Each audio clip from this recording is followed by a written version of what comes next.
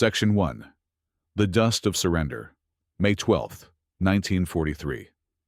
The air over the Tunisian landscape was unnaturally still, a silence made heavy by the absence of the mechanical roar that had defined existence for so long. For Private Giuseppe Rossi, a young man of 20 years, who hailed from a village in the Abruzzo Mountains, where the loudest sound was usually the church bell on a Sunday, this quiet was more unsettling than any barrage. He lay pressed against the warm, ochre-colored earth, the fine dust coating his worn uniform, his skin, and the inside of his parched mouth. The sun, a merciless white disk in a pale blue sky, beat down without pity, baking the metal of his rifle until it was too hot to touch with an ungloved hand. Around him, the remnants of his platoon were scattered, not as casualties of a final, violent confrontation, but as statues of exhaustion and resignation. The fight had simply gone out of them, like a candle flame starved of oxygen. There were no grand speeches, no final defiant charges. There was only the slow, grinding realization that the path forward had vanished. The chain of command had dissolved into whispers and rumors, and the whispers had now fallen silent, replaced by this profound and waiting quiet. Giuseppe could feel the tremors of a distant engine through the ground, a low thrum that grew steadily, not with the aggressive whine of an attack plane, but with the steady, implacable rumble of ground vehicles. They were coming. He risked a glance over the lip of the shallow trench he occupied, his eyes squinting against the glare. A column of American trucks and armored cars was advancing along the dusty track that snaked through the arid hills, their progress marked by a rising plume of reddish dust. There was no haste in their movement, no sense of combat. It was the methodical advance of administrators, of collectors. He saw a white flag, fashioned from a piece of torn undershirt tied to a stick, rise uncertainly from a position 100 meters to his left. Another followed a few moments later. It was over. A wave of something he couldn't immediately name washed over him. It wasn't fear, not in the sharp, immediate way he had felt it during an artillery strike. It was a duller, more profound ache, a mixture of shame, relief, and a vast, terrifying uncertainty.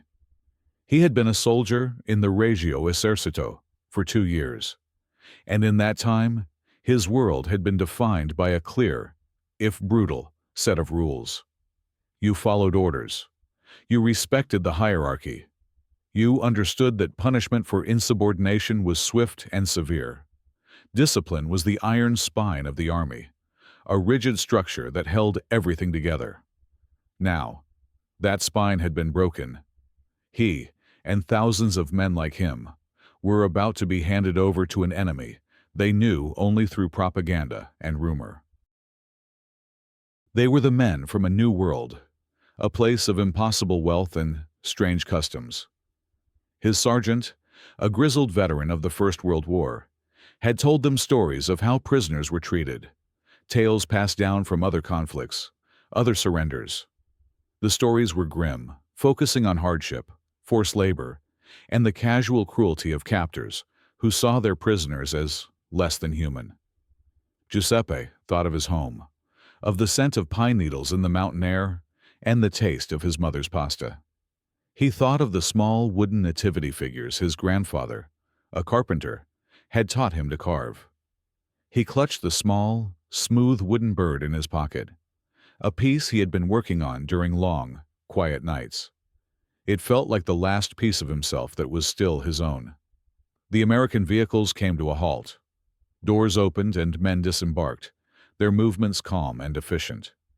They were tall, much taller than he had imagined, and their uniforms seemed new, their equipment clean. They didn't shout or brandish their weapons. An officer with a translated speaking through a bullhorn, his voice tinny and strange in the vast silence. The instructions were simple. Lay down your arms. Come forward with your hands visible. Slowly, like men waking from a long and troubled sleep, Giuseppe and the others around him began to stir. He placed his Carcano rifle on the parched earth, the weapon that had been his constant companion, his tool, and his burden.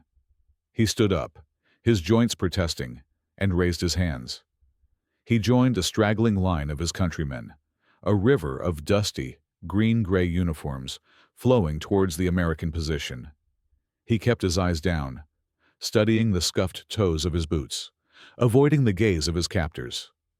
He expected a rough hand on his shoulder, a shouted order, the sting of humiliation.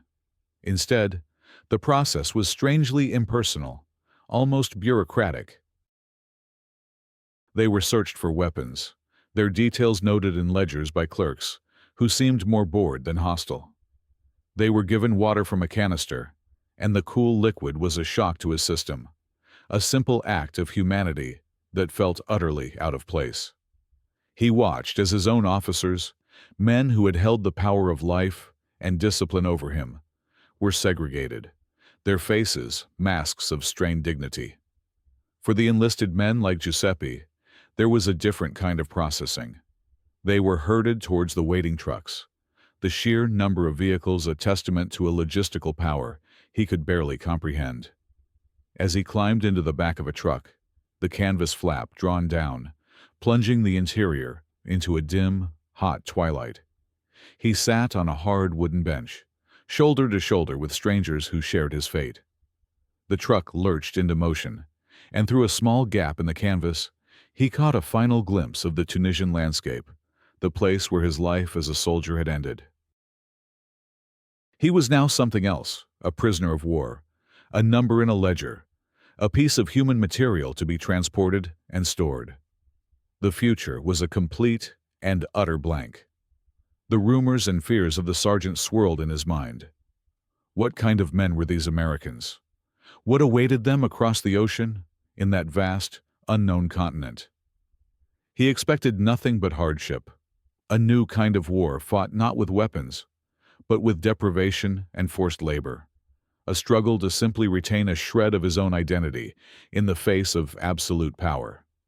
The melody of a Verdi aria, one his father used to sing while working in his vineyard, flickered in his mind, a ghost of a life that now seemed a world away. He quickly suppressed it. Music, he thought, had no place in the world he was entering. It was a luxury, a weakness. The world ahead would be one of silence, obedience, and endurance. That was the only reality he could prepare himself for. Section 2. Echoes across the Atlantic. The journey was a disorienting fever dream, a series of disjointed scenes that blurred one into the next, stripping away the familiar markers of time and place. From the collection point in Tunisia, they were moved to a sprawling temporary encampment by the coast, a city of canvas and barbed wire that swelled daily with new arrivals. Here, the sheer scale of the surrender became apparent. Men from dozens of different units, from different regions of Italy, were thrown together in a great, anonymous mass. The Sicilians argued with the Neapolitans, the Romans looked down on the men from the rural south, and the northern Italians kept to themselves. The old regional rivalries, muted by the shared uniform of the army, resurfaced in the vacuum of captivity. Giuseppe, quiet and observant by nature, kept to himself, speaking only when necessary. He listened to the endless churn of speculation. Some men, the eternal optimists, spoke of a swift end to the war and a quick repatriation. Others, the cynics, painted dark pictures of labor camps in the frozen wastes of Canada or the scorching deserts of America. The most terrifying rumor was that they would be handed over to the British, who were said to be far harsher in their treatment of prisoners. The food was basic, but sufficient, the sanitation crude, and the days were marked by a monotonous routine of roll calls and waiting. It was the waiting that wore on the nerves, the sense of being suspended in limbo, your fate entirely in the hands of others. Then came the day they were marched to the port. The sight of the ships was staggering. They weren't warships bristling with guns, but massive transport vessels. their gray hulls looming over the docks like steel cliffs. The vessel Giuseppe was herded onto was a Liberty ship, a vast, functional craft designed for carrying cargo, not passengers. He and hundreds of other men were directed down steep metal stairways into the cavernous holds, the air growing thick and smelling of salt, sweat, and diesel fuel. Bunks had been welded in tiers, creating a cramped, metallic honeycomb that would be their home for the foreseeable future.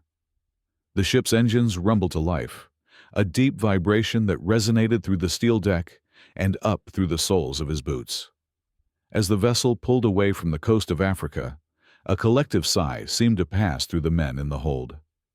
They were leaving behind the continent where they had fought and lost, and heading into an unknown that was both terrifying and, for some, tinged with a strange, forbidden sense of adventure. Life on the ship settled into a new, swaying rhythm. For 23 hours a day, they were confined to the holds. The air was recycled and heavy, and the constant, gentle rocking of the ship was a perpetual reminder of their isolation. Once a day, weather permitting, they were allowed on deck in small groups for an hour of fresh air. Giuseppe cherished these moments. He would stand at the railing, the wind whipping his hair, and stare out at the endless expanse of the Atlantic.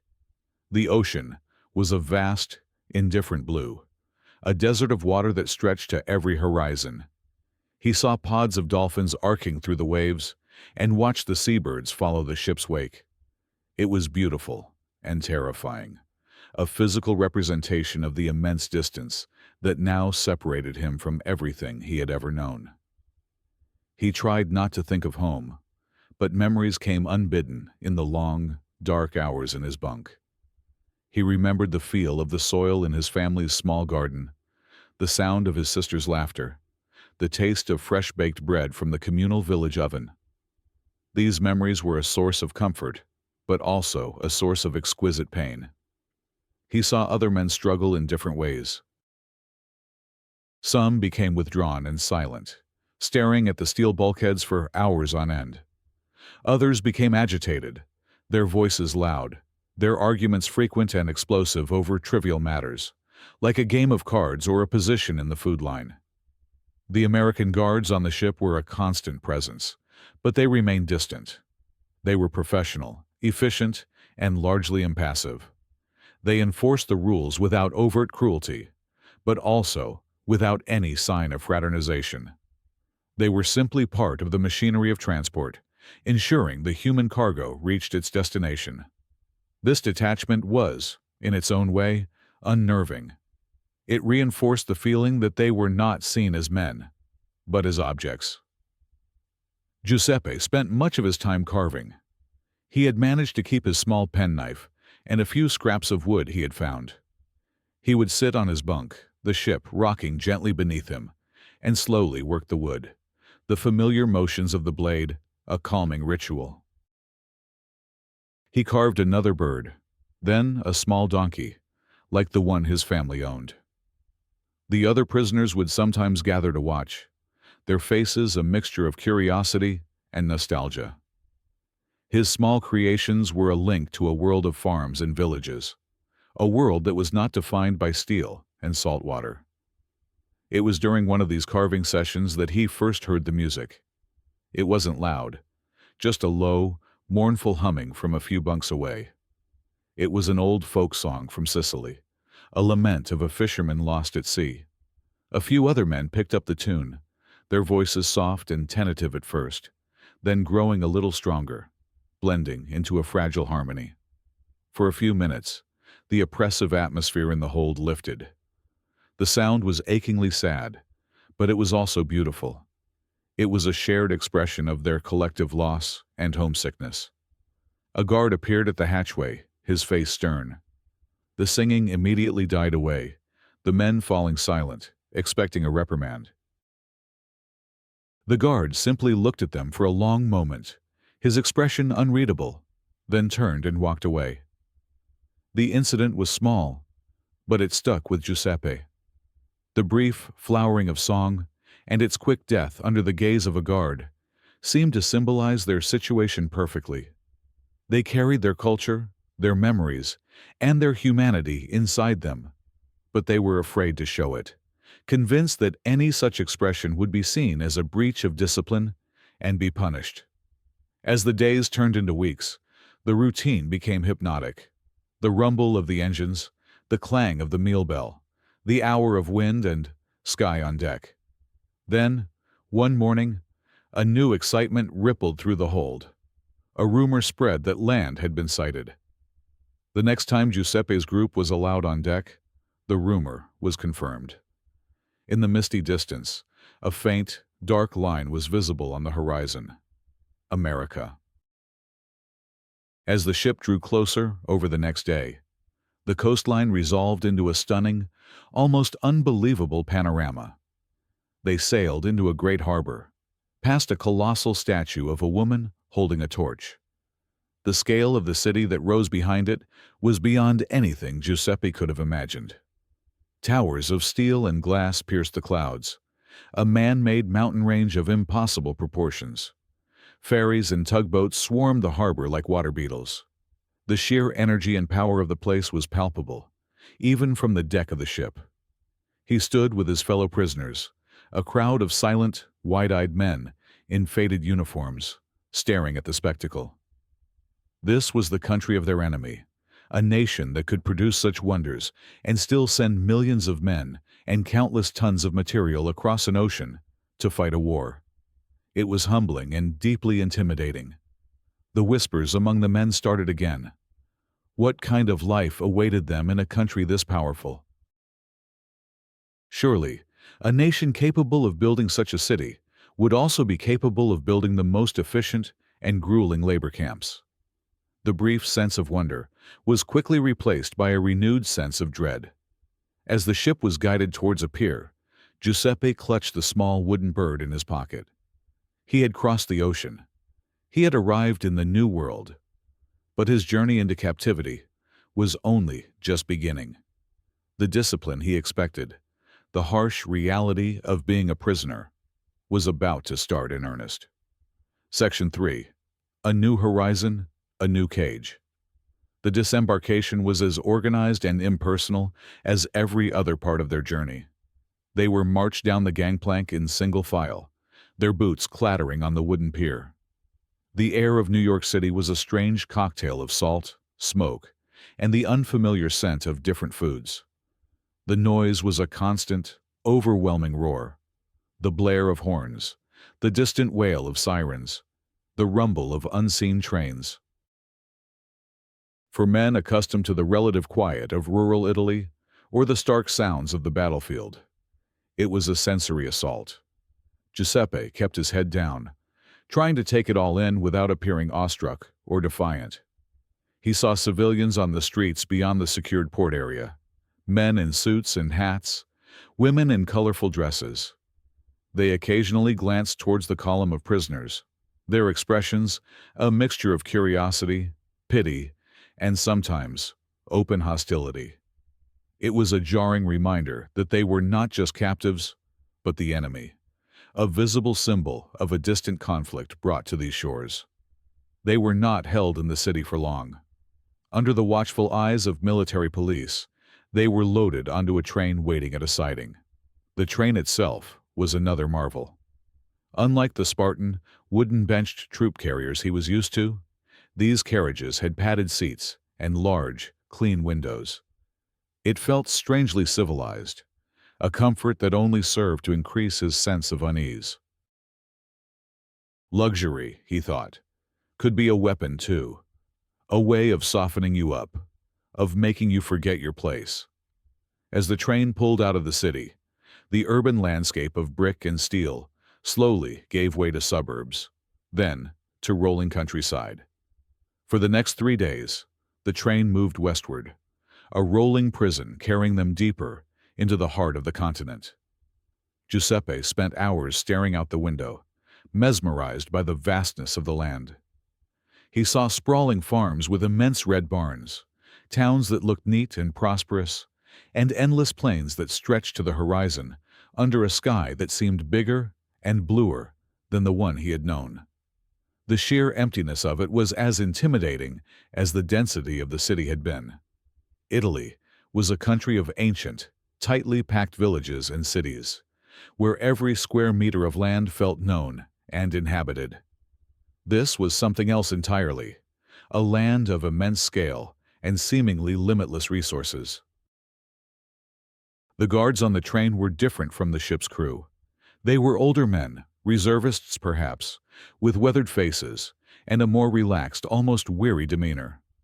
They made sure the prisoners didn't try to leave, but they engaged in no unnecessary intimidation. They distributed food, which was surprisingly good.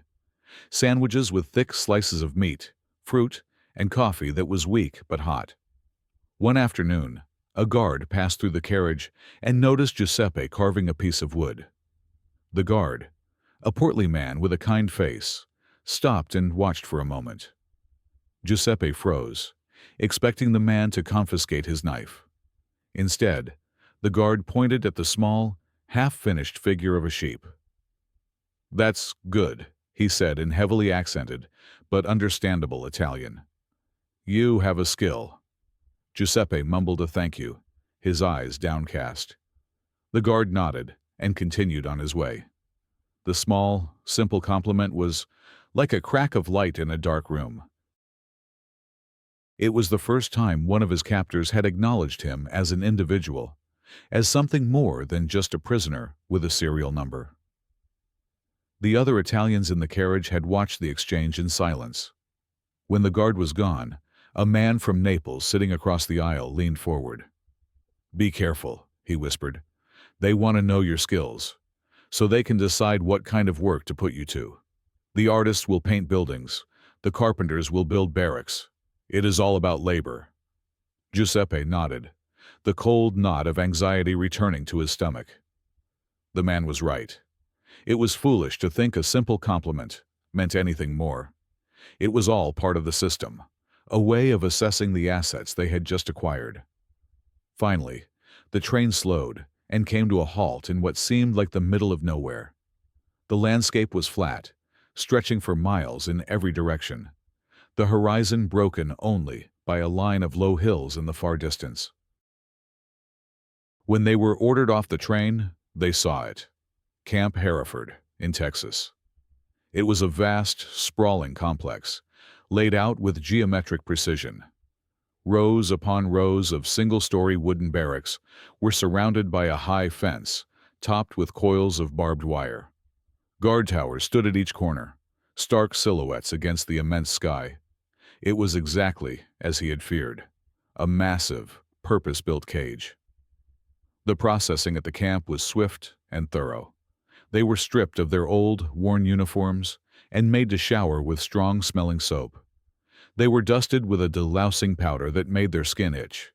They were issued new clothes, blue denim work shirts and trousers, sturdy boots, and a cap. The letters, PW, were stenciled in large white letters on the back of the shirt and on the pant legs. Looking at his reflection in a window, Giuseppe felt a profound sense of dislocation.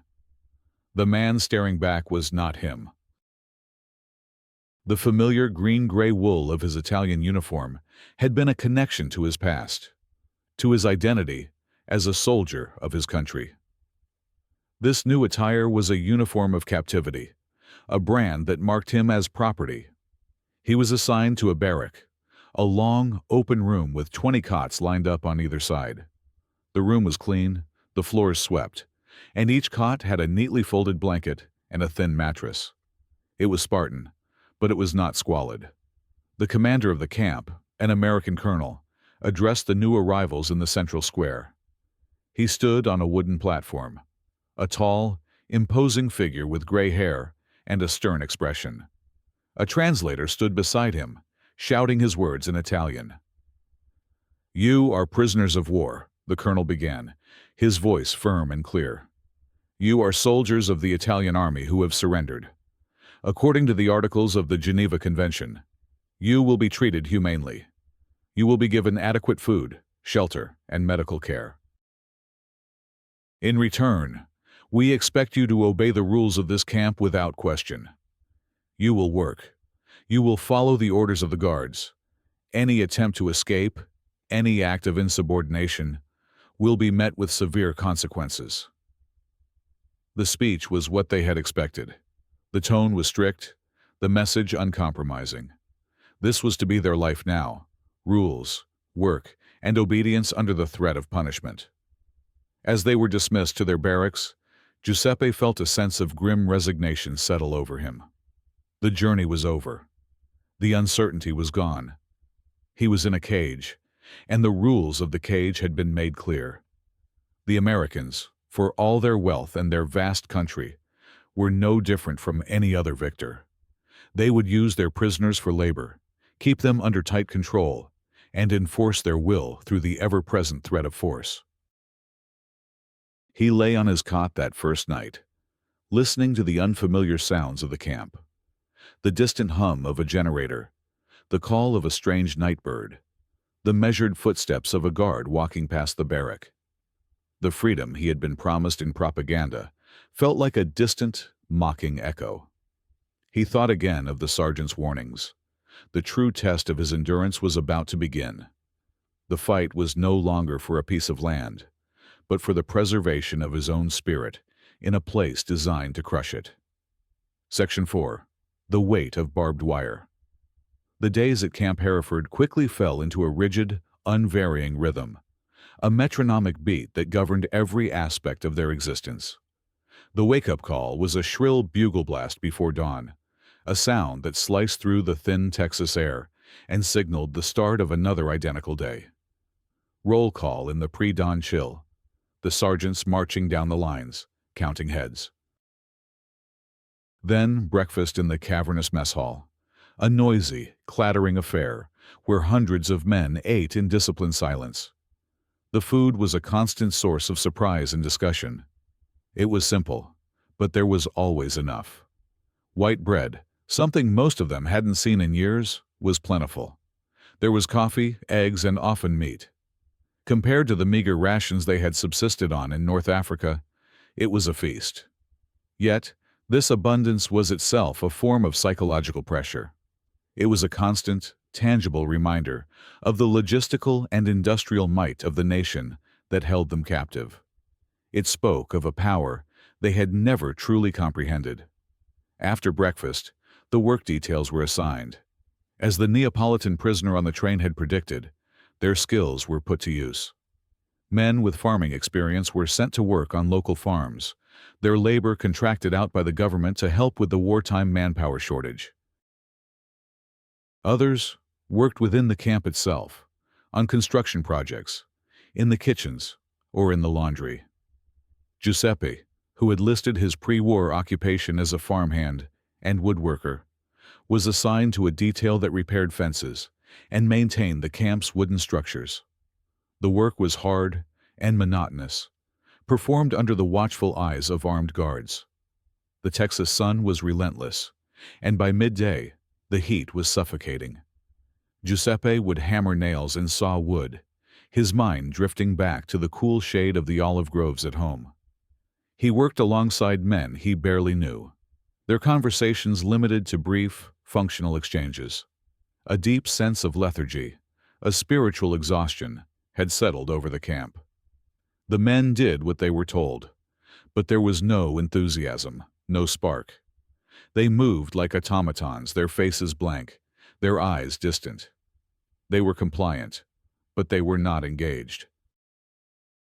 This was their silent rebellion, a withdrawal of the spirit from a body that was no longer their own. The discipline within the camp was strict, but it was not the brutal, arbitrary system Giuseppe had been led to expect from the old stories. The rules were clearly posted and consistently enforced. Punishments were for specific infractions: a fistfight, a theft, a refusal to work. The consequence was usually a stint in the solitary confinement block, a place the prisoners called the box. It was a deterrent, but there was no sense of random, casual cruelty from the guards. The American soldiers who ran the camp were, for the most part, professional and detached. They maintained a firm barrier between themselves and the prisoners. They were there to do a job, to manage a large population of captured enemy soldiers, and they did it with a kind of bureaucratic efficiency that was both reassuring and dehumanizing. The camp commander, Colonel Thompson, was a man they saw only on occasion, a distant figure of ultimate authority. He was known to be a stickler for the rules, a man who believed in order and discipline above all else. His reputation was that of a fair but unyielding warden. Yet within this rigid framework, a strange sort of society began to form among the prisoners. Men from the same village or region would cluster together, speaking in their local dialects, sharing news from the heavily censored letters they were allowed to receive from home. A black market thrived, with cigarettes serving as the primary currency, bartered for extra food, handmade items, or a better work detail. But beneath the surface of this routine, a corrosive boredom was eating away at the men's morale. With the work done for the day, the evenings stretched out into a vast emptiness. There was nothing to do but sit on their cots, play endless games of cards, or stare at the barbed wire fence which was floodlit at night, a constant, glowing reminder of their confinement. The loss of purpose was the heaviest burden. They were no longer soldiers fighting for a cause, however misguided or lost. They were not husbands or sons supporting their families. They were simply idle hands, warehoused until the war's end. This idleness was a breeding ground for despair. Fights became more common. Men would weep silently in their bunks at night.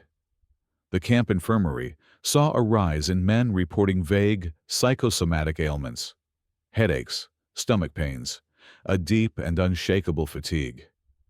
Giuseppe felt it too. The small joy he had once found in carving was beginning to fade. His creations felt pointless, small acts of defiance in a world that was indifferent. He would finish a piece and feel nothing but emptiness.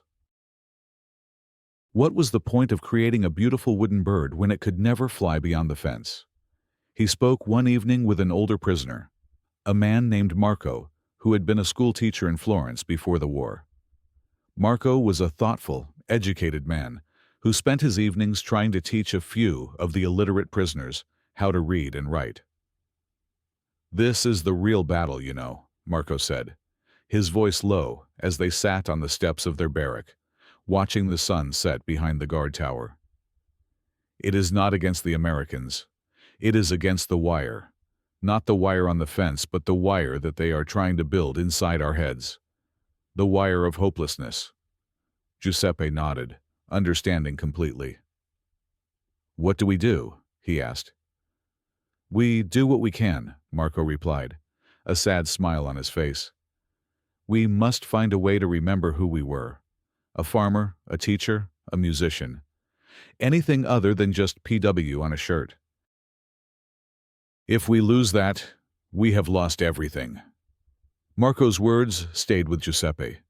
He began to observe the men around him more closely, looking for those glimmers of their former selves. He saw a man who had been a tailor meticulously mending his uniform, his stitches impossibly neat. He saw another, a former cook, who took immense pride in his work in the camp kitchen, trying to make the bland rations taste of home. And sometimes, in the quiet of the evening, he would hear it again, a soft, humming melody, a fragment of an opera, a folk song, a lullaby. The music was always quiet, almost secretive, as if the men were afraid of being overheard, afraid of having this last, private piece of their souls discovered and extinguished. It was a fragile, flickering candle in the vast, monotonous darkness of camp life. It was a sound that had not yet been entirely silenced by the weight of the barbed wire. Section 5. A faint melody in the silence. The Texas winter brought a new kind of hardship. A biting wind swept across the flat plains, finding its way through the thin wooden walls of the barracks. The men, more accustomed to a Mediterranean climate, huddled around the pot-bellied stoves that were the sole source of heat in each building, their denim uniforms offering little protection against the cold. The gray, overcast skies seemed to mirror the mood of the camp, which had sunk into a deep, collective melancholy. The initial shock of capture and the novelty of the new environment had long since worn off, replaced by the grim reality of a seemingly endless captivity. The war in Europe raged on, and the news they received was filtered and vague, offering little hope of a swift conclusion. It was during this bleak period that Captain Miller, the camp's executive officer, began to notice the decline in morale with increasing concern. Captain Miller was a different sort of man from the stern Colonel Thompson. He was younger, a history professor from a small New England college who had been called up for service. He believed that the Geneva Convention was not just a set of rules to be followed, but a statement of principle about the treatment of human beings, even in wartime. He had observed the prisoners' lethargy on the work details and noted the increasing number of minor infractions and fights. He saw the vacant expressions in the mess hall and understood that something more than discipline was needed to manage this population of thousands of defeated men. He believed that an idle mind was a dangerous thing, and the minds in Camp Hereford were dangerously idle. One evening, as Miller was making his rounds, he walked past a barrack and heard a sound that made him pause. It was a voice, a single tenor, singing softly in the darkness. The melody was complex and beautiful, full of a sorrow that transcended the language barrier. Miller, who had a passing knowledge of classical music, recognized it as an aria from Puccini's Tosca. He stood in the shadows for a long moment, listening. The voice was untrained but clear and passionate. It was a sound of pure, unadulterated humanity in a place that was designed to suppress it. The singing stopped as abruptly as it had begun, likely cut short by a self-conscious fear of being discovered. The incident solidified an idea that had been forming in Miller's mind. The camp provided for the prisoners' physical needs: food, shelter, safety. But it did nothing for their psychological or spiritual well-being. And a man whose spirit was broken was more likely to become a problem, either through despair or rebellion. The next morning, Captain Miller approached Colonel Thompson in his office. The colonel was a man of routine, and he did not appreciate deviations from the established order. "Sir," Miller began carefully, "I've been thinking about the morale situation in the compound. The men are becoming listless. Productivity on the work details is down." Colonel Thompson looked up from his paperwork, his expression impassive. "They are prisoners of war, Captain. They are not guests at a resort. Their morale is not my primary concern. Their security is." "With all due respect, sir," Miller pressed on, "the two are related. Men with nothing to occupy their minds are more likely to think about escape or to cause trouble among themselves. It creates more security problems for us in the long run." "What are you proposing, Miller? A holiday?" the colonel asked, a cynical edge to his voice. "Something a bit more practical, sir. I'm proposing we allow them to organize some recreational activities. A soccer league, perhaps. Maybe even allow them access to some books." "We could set up a small library," the colonel grunted, considering it. "Soccer I can understand. It will burn off their excess energy. Books, as long as they are properly vetted. Nothing that could be considered propaganda." "There's one more thing, sir," Miller said, hesitating slightly. "I believe we should allow them to form musical and theatrical groups." Colonel Thompson stared at his executive officer as if he had lost his mind. "A theatrical group? You want our prisoners to put on plays? What is this, a finishing school?" "Sir, many of these men come from a culture where music and art are deeply ingrained. It is a part of their identity. Allowing them to express that could be a powerful tool for maintaining order. It gives them something to focus on, something constructive.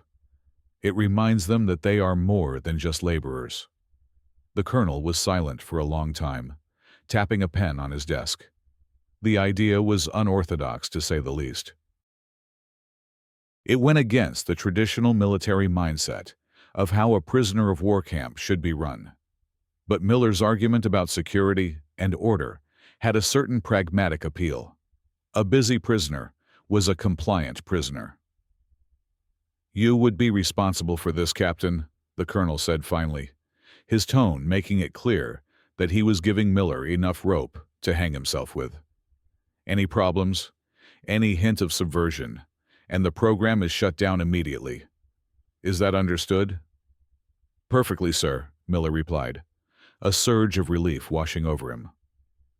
The first step was to gauge the prisoner's interest. Miller asked one of the guards who spoke fluent Italian to discreetly put out feelers. The initial reaction among the prisoners was one of deep suspicion. When the Italian-speaking guard first approached a group of men and asked if any of them were interested in forming a choir, he was met with stony silence. They thought it was a trick. A new way to identify men for some unknown, unpleasant purpose. Why would their captors, the stern and distant Americans, suddenly care about them singing? Giuseppe was in his barrack when he first heard the rumor. The man in the next cot, a cynical former factory worker from Milan, scoffed at the idea. "A choir! They want us to sing for them like canaries in a cage. They are mocking us. They will have us sing their national anthem next." Others were less cynical, but equally confused. The proposal was so far outside their realm of experience, so contrary to their expectations of captivity, that they simply didn't know how to react. It was a disruption to the predictable misery of their lives. But for Giuseppe, the idea planted a seed of something he hadn't felt in a long time. A flicker of hope. He thought of the man singing Tosca in the dark. He thought of the hushed folk songs on the transport ship. Music had been a secret, a private act of remembrance. What would it mean to let it out into the open? Would it be a betrayal of their status as prisoners? Or would it be a way to reclaim a part of themselves they thought was lost forever? He found himself thinking of Marco, the teacher, and his words about fighting the wire inside their heads. Perhaps this was a weapon in that fight, a very strange and unexpected weapon, offered by the enemy themselves. That evening, he sought out the Italian-speaking guard. With his heart pounding, feeling the eyes of the other men in his barrack on him, he walked up to the American. "I heard a rumor," Giuseppe said, his voice barely a whisper. "About singing. Is it true?" The guard smiled, a genuine, friendly smile that was in itself a shock. "It's true," he said. "Captain Miller wants to know who is interested. He thinks it would be a good thing." Giuseppe took a deep breath. It was a leap of faith, a step into the unknown. "I am interested," he said, his voice a little stronger now. "I can sing. And I know others who can too." The faint melody that had been hiding in the silence of the camp was about to find its voice. Section 6. The Unthinkable Proposition. The official announcement came a few days later, during the morning roll call. After the usual counting of heads, Captain Miller, accompanied by his Italian-speaking interpreter, stepped forward. The thousands of prisoners stood in their neat rows, a sea of blue denim under the vast Texas sky, their breath misting in the cold morning air. They expected a new work directive or a reminder of some camp rule. Instead, the interpreter's voice rang out across the compound with a message that was so unexpected, it initially caused a ripple of confused murmuring through the ranks. "By order of the camp command," the interpreter announced, "prisoners will now be permitted to organize and participate in recreational activities during their non-working hours." He paused, letting the words sink in. "Approval will be given for the formation of athletic teams, primarily for soccer. A library of approved books in both Italian and English will be established in the recreational hall. Furthermore, prisoners with artistic talents are encouraged to form groups. This includes theatrical troupes, instrumental ensembles, and a camp choir." The silence that followed this last statement was absolute. It was a silence born not of disinterest, but of sheer, Unadulterated shock. A choir. The word hung in the air, utterly alien to the context of a prisoner of war camp. The men exchanged furtive, disbelieving glances. They looked at the guards standing at the perimeter, their rifles held at ease, and then at the stern, impassive face of Colonel Thompson, who observed the proceedings from the steps of the administrative building. Nothing in his demeanor suggested this was a joke. This was a formal, official proposition. As soon as the formation was dismissed, the compound erupted in a buzz of conversation. The prisoners gathered in small, anxious clusters, dissecting the announcement, trying to understand the motive behind it. The cynics, led by men like Giuseppe's neighbor from Milan, were convinced it was a sophisticated trap. "It is a psychological test," the Milanese man declared, his voice full of worldly certainty. "They want to see who the leaders are, who can organize us. They will identify the artists, the intellectuals, the men with spirit, and then they will put them on a list. These men will be watched more closely, or sent to a worse camp. It is a way to separate the sheep from the troublesome goats." Others theorized it was a propaganda effort. "They will take pictures of us singing and playing," a man from Rome argued. "They will send them to the newspapers in America and around the world. See how well we treat our prisoners. It makes them look humane, while our brothers are still fighting and falling. We would be actors in their play, tools for their public image." These arguments were persuasive, and fear of the unknown ran deep. The prisoners had learned that in captivity, the safest course of action was to remain anonymous, to draw no attention to oneself, to blend into the mass of blue uniforms. To volunteer for something like a choir was to step out of the shadows, to make yourself visible to the authorities. It was a risk. But there was another current of thought, a quieter, more hopeful one. For men like Giuseppe, the proposition was a lifeline.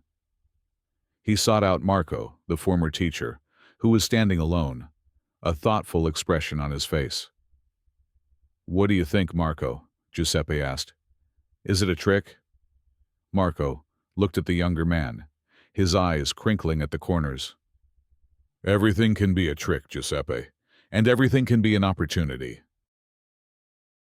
The question is not what their motive is. The question is what we can make of it. They are offering us a space, a small space perhaps, but a space where we can create something that is our own. Do we refuse it out of fear of their intentions, or do we seize it and fill it with our own meaning?" Giuseppe thought of the heavy, soul-crushing boredom of the evenings, the slow erosion of his spirit. He thought of the small, secret act of humming a melody in the dark, and what it would feel like to sing it out loud, with other voices joining his. The risk suddenly seemed worth it. That afternoon, a notice was posted on the main bulletin board. It called for any man interested in joining a choir to sign his name on a list. For hours, the list remained blank. Men would walk by, glance at it, and then quickly walk away, not wanting to be seen showing interest. The weight of peer pressure and suspicion was immense. As evening approached, Giuseppe knew he couldn't wait for someone else to act.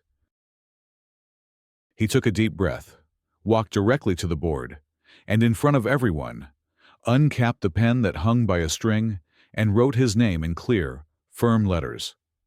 Giuseppe Rossi. His heart hammered in his chest. He had made himself a target. He had crossed a line. He turned away from the board without looking to see the reactions of the men who had been watching. A few minutes later, another man, an older prisoner with a reputation for being a fine baritone, walked up and added his name. Then another, and another. It was as if Giuseppe's single act of courage had broken a spell. By nightfall, there were over 30 names on the list. The next day, Captain Miller met with the men who had signed up. The meeting took place in a drafty, unused storage building that smelled of dust and old lumber. The men stood awkwardly, their arms crossed, their faces a mixture of hope and apprehension. Captain Miller, again with his interpreter, did not speak to them like a commanding officer addressing prisoners. He spoke to them like the college professor he was, outlining a project. "This building is yours," he explained. "You will be responsible for cleaning it and maintaining it. We will provide some benches and a small platform for a stage. We have no sheet music and we have no instruments, at least not yet. What you create will have to come from you, from your memory and your talent." He then introduced them to a man who would act as their official liaison, the Italian-speaking guard who had first smiled at Giuseppe. His name was Sergeant Evans, and he had a passion for music. "Sergeant Evans will be your point of contact," Miller concluded.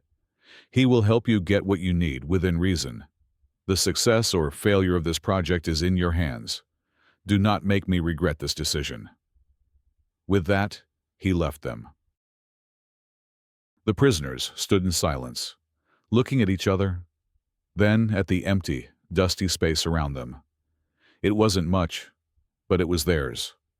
The unthinkable proposition had become a tangible reality. They had been given permission not just to exist, but to create. The Milanese cynic was still skeptical. "They give us a broken-down shack and tell us to sing," he muttered to the man next to him. But his voice lacked its earlier conviction. For the first time since they had set foot in America, the prisoners had been given a choice, a measure of autonomy. It was a strange and unsettling feeling, like a man who has been in the dark for so long that the first glimmer of light is painful to the eyes. The real work, and the real test, was about to begin. Section 7. The Harmony of Hope. The first days of the choir were a study in organized chaos. The storage building, designated as their new rehearsal hall, was a cavernous, neglected space. The men who had volunteered, a disparate group of about 40 prisoners, began by sweeping away years of accumulated dust and grime, their initial efforts fueled by a nervous, excited energy. They scrubbed the floors, washed the windows, and built a small, crude stage from salvaged lumber. The physical act of transforming the space was itself a powerful morale booster. They were not just cleaning a building. They were carving out a small piece of territory that belonged to them, a sanctuary within the confines of the camp. Sergeant Evans, true to Captain Miller's word, proved to be an invaluable ally. He was not a guard in the traditional sense when he was with them in the hall. He was a facilitator. He procured lanterns for evening rehearsals, arranged for extra rations of coffee, and even found a rickety, out-of-tune piano that had been languishing in the camp's administrative office. The piano's arrival was a momentous occasion. A hush fell over the men as it was wheeled into the hall. One of the prisoners, a man named Lorenzo who had been a music student in Naples, sat down at the keyboard and tentatively struck a few chords. The sound was tinny and imperfect, but it was the sound of a real instrument, and it filled the room with a sense of possibility. The biggest challenge, however, was not logistical, but human. The choir was a microcosm of the Italian army itself, a collection of men from every corner of the country, each with his own regional pride and dialect. A shepherd from Sardinia stood next to a gondolier from Venice. A factory worker from Turin shared a bench with a farmer from Sicily. Old rivalries and prejudices did not simply vanish because they were in a choir. The early rehearsals were tense. Lorenzo, who had naturally assumed the role of choir director due to his musical knowledge, struggled to impose order. His Neapolitan accent was a source of amusement for the Romans and Tuscans, who considered their own dialects to be the only true Italian. Arguments erupted over pronunciation, rhythm, and melody. A simple folk song could descend into a heated debate about which region's version was the authentic one. Giuseppe, who had a good, clear tenor voice but no formal training, found himself acting as a peacemaker. He was quiet and respected, and he had a way of gently reminding the men of their common purpose. "It does not matter if you sing it the way they do in Rome, or the way they do in Palermo, he would say, during a particularly fractious argument. What matters is that we sing it together. Here, in this room, we are not Neapolitans or Sicilians. We are a choir. The first song they attempted to learn in its entirety was Va, Pensiero, the famous chorus from Verdi's opera Nabucco. It was an ambitious choice, but a deeply symbolic one. The chorus of the Hebrew slaves was a powerful anthem of longing for a lost homeland, a cry of a captive people dreaming of freedom. The lyrics resonated profoundly with every man in the room. "Oh, my country, so beautiful and lost! Oh, remembrance, so dear and so fatal!" As they began to work through the piece, a transformation occurred. The men's focus shifted from their internal squabbles to the demands of the music. Lorenzo, despite his youth, was a patient and skilled teacher. He broke the complex harmonies down into individual parts, working with the tenors, then the baritones, then the basses. He used hand gestures to shape the phrases, to coax the emotion from the notes. "No, no," he would plead. "You are just singing the words. You must feel them. This is the sound of our hearts speaking. Let the Americans hear the sound of our hearts." Gradually, painstakingly, the disparate voices began to merge. The rough edges were smoothed out. The hesitant notes grew more confident. The men learned to listen to each other, to breathe together, to blend their individual voices into a single, powerful instrument. Giuseppe would watch the faces of his fellow prisoners during these rehearsals. He saw the deep furrows of worry on their brows relax, the dull, listless look in their eyes, replaced by a focused intensity. For 2 hours every evening, they were not prisoners. They were musicians. They were artists. The cynicism that had been so pervasive in the camp began to recede, at least within the walls of their rehearsal hall. The Milanese man who had been so certain it was all a trick had joined, sheepishly at first, claiming he was only there to watch. He had a surprisingly deep bass voice, and after a week of listening from the back, he was persuaded to join the bass section.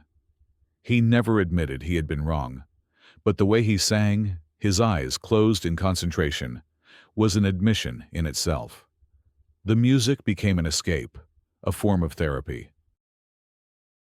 The men would bring their troubles and frustrations into the hall with them, and through the act of singing, they would transform them into something beautiful. The discipline of the music replaced the discipline of the camp. The harmony they created was a counterpoint to the discord of their lives. Sergeant Evans would often stand at the back of the hall during rehearsals, a quiet observer. He didn't understand all the words, but he understood the emotion. He saw how the men's posture changed when they sang, how they stood taller, their shoulders back, a flicker of their old pride returning. He reported back to Captain Miller that the choir experiment was having a remarkable effect. The men in the choir were more disciplined on their work details. They were less involved in fights. They had a purpose. News of the choir spread throughout the camp. At night, men from other barracks would stand outside the rehearsal hall, listening to the muffled sounds of Verdi and Donizetti drifting out into the cold night air. The music became a source of pride, not just for the singers, but for the entire prisoner population. It was something they had created themselves, a testament to their enduring culture and spirit. After 6 weeks of intensive practice, Lorenzo declared that they were ready. Va, Pensiero was solid, the harmony secure, the emotion potent. They had also learned a handful of other songs, Neapolitan love songs, Alpine folk tunes, and a rousing chorus from Il Trovatore. The time had come to show their captors what they had accomplished. Sergeant Evans arranged it. The choir would give a concert. Not for the other prisoners, but for the American officers and enlisted men of Camp Hereford. The harmony of hope was about to be put to the test. Section 8. A Bridge of Song. The night of the performance was thick with a nervous, electric tension. The camp's main recreational hall, a large, multi-purpose building normally used for showing films or holding administrative meetings, had been transformed. The prisoners had worked for days to make it presentable. They had scrubbed the floors until they shone, hung blankets on the walls to improve the acoustics, and built up the small stage to give it more presence. A row of chairs was set up for the American audience, officers in the front, enlisted men behind them. For the 40 members of the choir, the moments backstage were agonizing. They stood in the cramped, makeshift wings, dressed in their cleanest, most meticulously pressed PW uniforms. They adjusted their caps, cleared their throats, and whispered last-minute words of encouragement to one another. Giuseppe felt a tremor in his hands and tried to still it by clenching them into fists. This was more nerve-wracking than any inspection, more intimidating than any work detail. They were about to willingly expose a piece of their soul to their captors. What if they laughed? What if they were indifferent? The performance was scheduled to begin at 7 o'clock. Through a crack in the curtain, Giuseppe could see the audience filing in. There was Colonel Thompson himself, taking a seat in the front row, his face as stern and unreadable as ever. Captain Miller sat beside him, looking encouraging but anxious. Sergeant Evans gave them a final thumbs up from the side of the stage. Lorenzo gathered the men for a final huddle. "Forget they are Americans," he whispered, his voice intense. "Forget the uniforms, forget the wire. Tonight there is only the music. We are not prisoners. We are singers from Italy. Sing for your mothers, for your villages, for our country. Sing for yourselves." The men nodded, their faces grimly determined. They took their places on the risers, a tight formation of blue-clad figures. The hall fell silent as the makeshift curtain was pulled back. For a moment, there was only the sound of 40 men taking a collective, silent breath. The Americans in the audience watched with a detached curiosity. For them, this was a novelty, a diversion from the monotony of guard duty in the middle of Texas. They were here to see what the Itais had cooked up. They expected something amateurish, perhaps comical. Lorenzo stood before the choir, his back to the audience. He raised his hands, held them for a dramatic pause, and then gave the downbeat. The first notes of Va Pensiero filled the hall. It began softly, a mournful, unified sound from the basses and baritones. Then the tenors joined, their voices soaring, lifting the melody. The sound was richer, more powerful than it had ever been in the rehearsal hall. The acoustics of the larger room, combined with the adrenaline of the performance, gave their voices a new resonance. They were no longer just singing notes. They were telling a story of exile and longing. Giuseppe focused on Lorenzo's hands, pouring all of his fear and hope into his voice. He felt the vibrations of the men standing next to him, the collective energy of the choir surging through him. He risked a glance at the audience. The expressions of detached amusement were gone. The American soldiers were sitting straighter in their chairs, their faces rapt with attention. Many of them did not understand the Italian words, but they understood the language of the music. They heard the sorrow, the dignity, and the profound homesickness in the sound. Colonel Thompson sat perfectly still, his hands resting on his knees, his gaze fixed on the singers. When the final, heartbreaking notes of the chorus faded into silence, the hall was completely quiet for a long, breathless moment. It was a silence of respect, of shared emotional experience. Then, one of the American sergeants in the back began to clap. He was followed by another, and then another, until the entire hall erupted in a wave of thunderous applause. The applause was not polite or perfunctory. It was loud, sustained, and genuine. The prisoners on the stage looked at each other, stunned. A few of them had tears streaming down their faces. They had expected tolerance, perhaps a few scattered claps. They had not expected this. This was acceptance. This was recognition. Buoyed by the reception, the rest of the concert was a triumph. They sang a boisterous, joyful song from Naples that had some of the Americans tapping their feet. They sang a hauntingly beautiful alpine melody that spoke of mountains and quiet valleys. For their final number, Lorenzo stepped forward. "This last song," he said, speaking in hesitant English that he had been practicing for weeks with Sergeant Evans, "is for you. It is an American song we have learned, a song of your home." He turned back to the choir, and they began to sing "My Old Kentucky Home." Their pronunciation was imperfect, their accents thick, but they sang it with a heartfelt sincerity that was deeply moving. They had chosen the song because its themes of longing for home were universal, a sentiment they knew their captors would understand. When they finished, the audience was on its feet. The applause was even louder than before. Colonel Thompson stood with the rest, clapping formally, but with an undeniable expression of approval on his face. He walked up to the stage as the choir took their bows. He shook Lorenzo's hand. "That was remarkable, son," the colonel said, his voice gruff but sincere. "Truly remarkable." Later that night, back in the barracks, the members of the choir were treated as heroes. The other prisoners slapped them on the back, full of questions and congratulations. The Milanese cynic was quiet, but he wore a small, proud smile. Giuseppe lay on his cot, the sound of the applause still ringing in his ears. The music had done more than just pass the time or lift their spirits. For a brief period, it had erased the barrier between prisoner and guard. It had built a bridge of shared humanity across the barbed wire. He realized Marco had been right.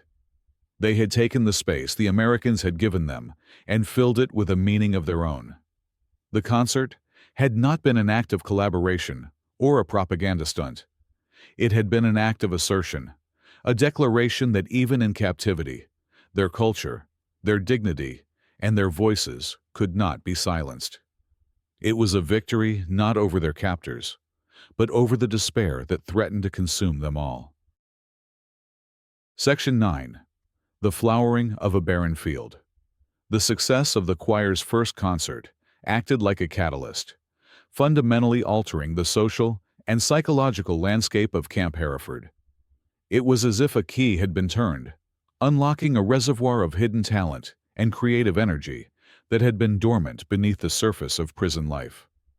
The performance had legitimized the very idea of cultural activity, transforming it from a suspicious, risky endeavor into something officially sanctioned and even celebrated.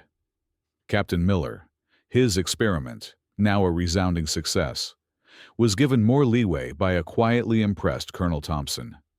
The trickle of permissions became a steady flow. The single storage building that had housed the choir was no longer sufficient. Another barrack was cleared out and designated as a full-fledged arts and recreation center. The library, which had started with a few dozen donated books, was expanded. Sergeant Evans, now the unofficial cultural liaison for the entire camp, worked with local community groups and charities to procure more books in Italian, as well as English-language textbooks. Soon, the library was bustling every evening, with men like Marco holding informal classes, teaching their fellow prisoners to read and write. The theatrical troupe, which had been a hesitant, theoretical idea, sprang to life. A former actor from Rome, a charismatic man named Silvio, took the lead. Their first challenge was the complete lack of scripts. Undeterred, Silvio began writing plays from memory, starting with classic Italian comedies he had performed before the war. The prisoners' innate resourcefulness, honed by years of making do with limited resources, came to the fore.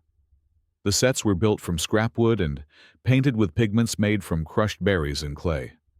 Costumes were ingeniously fashioned from old blankets, potato sacks, and paper. Their first production, a light-hearted farce, was performed to a packed house of their fellow prisoners. The sound of hundreds of men roaring with laughter, a sound that had not been heard in the camp before, was a testament to the play's success. For an hour, The men forgot they were in Texas, forgot the barbed wire, and were transported back to a village piazza in Italy. The success of these larger groups inspired smaller, more personal artistic pursuits. A corner of the new recreation center became an artist's studio. Men, who had been painters, sculptors, or simple craftsmen in their civilian lives, began to create again. They were given paper and charcoal, and later, through the efforts of a local church group, watercolors and oils. They painted scenes of their Italian homeland from memory, the canals of Venice, the hills of Tuscany, the bustling streets of Naples. They also painted their current reality, portraits of their fellow prisoners, landscapes of the vast Texas plains, still lifes of their simple meals.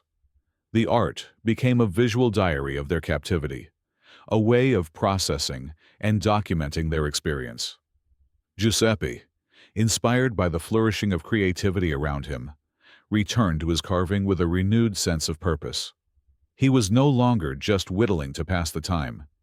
He began to take on more ambitious projects, carving detailed nativity scenes that were displayed in the camp chapel, and intricate religious figures that were admired by prisoners and guards alike. His small wooden birds were no longer symbols of a freedom he couldn't have, but expressions of a spirit that could not be caged. The camp itself began to look different. The prisoners, with the permission of the command, started to plant gardens. They cultivated small plots of land next to their barracks, growing tomatoes, zucchini, and herbs. The sight of green, growing things, of life springing from the barren Texas soil, had a profound psychological effect. The gardens became a source of pride and a supplement to their diet, the fresh vegetables, a taste of a life they had left behind. The relationship between the prisoners and the guards began to soften. The strict, impersonal barrier started to become more permeable. Guards would stop by the art studio to admire the paintings, or stand at the back of the theater during a rehearsal, chuckling at the actors' antics. Sergeant Evans became a familiar and welcome figure, not just an enforcer of rules, but a genuine supporter of the prisoners' cultural life. This is not to say that Camp Hereford became a holiday resort. It was still a prisoner of war camp. The fences were still there, the guard towers were still manned, and the rules were still enforced. The men still had to perform their daily labor, and the longing for home and family was a constant, underlying ache. But the atmosphere had changed. The oppressive weight of hopelessness had lifted, replaced by a sense of purpose and a spirit of creative enterprise. The camp, once a barren field of despair, had begun to flower in the most unexpected of ways. The cultural programs provided an alternative status system for the men. Before, a man's worth might have been measured by his toughness or his position in the camp's black market. Now, a man could gain respect as a gifted tenor in the choir, a brilliant comedic actor, or a talented painter. It allowed them to reclaim their individual identities, to be seen as more than just a number and a PW stencil. Captain Miller would sometimes walk through the camp in the evenings and marvel at the transformation. In one building, he could hear the choir rehearsing a complex piece of sacred music. In another, the sounds of hammering and sawing as the theater group built a new set. In the library, quiet groups of men were bent over books, their faces illuminated by the dim light. He had not set out to create a cultural renaissance. His goal had been pragmatic, to maintain order and prevent trouble. But he had inadvertently stumbled upon a profound truth about the human condition. You could imprison a man's body, but you could not imprison his spirit unless he allowed you to. By giving the men an outlet for their creativity, he had given them the tools to keep their own spirits free. The ultimate testament to the program's success came from Colonel Thompson himself. A visiting dignitary from Washington was being given a tour of the camp. As they passed the recreation center, the dignitary was astonished to see the vibrant paintings on display and hear the professional sound of the choir rehearsing. "I've never seen a POW camp like this," the official remarked to the colonel. Colonel Thompson, in his typical understated fashion, simply grunted. "A busy prisoner is a good prisoner, sir," he said. But Captain Miller, who was walking behind them, saw a flicker of something in the old colonel's eyes. It was a look of undeniable, if unspoken, pride. Section 10. The Lingering Note. The news of the war's end in Europe arrived at Camp Hereford not as a sudden, dramatic announcement, but as a series of persistent rumors that grew stronger and more credible with each passing day in the spring of 1945. Finally, the official confirmation came. The war in Europe was over. A strange and complex mood settled over the camp. There was, of course, immense relief and a surge of joy at the prospect of finally going home. But this was tempered by years of ingrained patience and the sobering reality of their situation. Italy, they learned from newspapers and guards, was a country ravaged by war, its economy in ruins, its political future uncertain. They would not be returning to the same homes they had left. The process of repatriation was slow and bureaucratic. The prisoners remained in the camp for many more months, waiting for the massive logistical operation of returning millions of soldiers across the world to reach them. But the nature of their captivity had changed. The work details became less strenuous. The guards became more relaxed. The future, once an abstract concept, was now a tangible destination on the horizon. The cultural activities that had become the lifeblood of the camp continued, but now they were infused with a new poignancy. The choir's concerts took on the feel of farewell performances. The actors in the theatrical troupe savored each line, knowing their time on the makeshift stage was coming to an end. The artists worked with a new urgency, trying to capture the final days of this strange and transformative period of their lives. Giuseppe found himself carving more than ever, but his subjects changed. He carved small replicas of the camp's barracks, of the guard tower, of the stage in the recreation hall. He was trying to capture the memory of the place, to hold on to the details of a community that had been forged in the most unlikely of circumstances. He had arrived in America expecting a brutal, dehumanizing experience. He had been prepared for a fight for survival. Instead, he had found a different kind of struggle and a different kind of victory. He had learned that an enemy could be a man who appreciates a well-sung aria, that a guard could be someone who helps you find sheet music, and that a stern colonel could be a man who recognizes the value of human dignity. One of his last acts in the camp was to present a gift to Sergeant Evans. It was a beautifully carved wooden songbird, its wings outstretched, as if in mid-flight, perched on a small block of wood. "For you," Giuseppe said, his English still hesitant, but much improved from his time in the library. "To remember us." Sergeant Evans was deeply touched. "I won't ever forget you guys," he said, his voice thick with emotion. "You taught me more about music than I ever knew." The day finally came when their names were called. They were processed out, given new sets of clothes, and marched for the last time to the train station. As the train pulled away from the camp, Giuseppe stared out the window at the familiar barracks and the barbed wire fence. It was a cage he had longed to leave, yet he felt a surprising pang of nostalgia. It was the place where he had lost his identity as a soldier, but found a deeper sense of himself as a man. The journey home across the Atlantic was the reverse of the one that had brought him there. The ship was crowded, and the mood was boisterous, full of anticipation. The men sang, but not in the hushed, secret way they had on the voyage over. They sang loudly and joyfully, their voices ringing out across the water. When Giuseppe finally set foot on Italian soil in the port of Naples, the devastation was a shock. The city was a landscape of rubble and poverty. It was a stark reminder that while they had been safe in their Texas camp, their country had endured immense suffering. The years that followed were difficult. Giuseppe returned to his village in the mountains to find it scarred but intact. He helped his family rebuild their farm and their lives. The memories of the war and of his time as a prisoner remained with him, a quiet and permanent part of his being. He rarely spoke of his experiences at Camp Hereford. It was difficult to explain to people who had not been there. How could he describe the fear and the boredom, but also the laughter of the theater and the soaring harmony of the choir?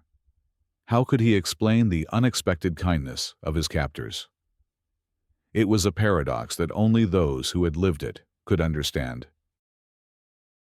Years later, when Giuseppe was an old man with grandchildren of his own, he would sometimes sit in his workshop, surrounded by the scent of pine and cedar. He would take out a small, worn wooden bird from a special box. He would hold it in his hand, its surface smoothed by the passage of time, and the memories would come flooding back. He would remember the dust of Tunisia, the vastness of the Atlantic, the intimidating skyline of New York, and the flat, endless plains of Texas. He would remember the weight of the barbed wire and the incredible lightness of a shared song. He would think of Captain Miller's audacious idea, of Lorenzo's passionate conducting, of Marco's quiet wisdom, and of Sergeant Evans's unexpected friendship.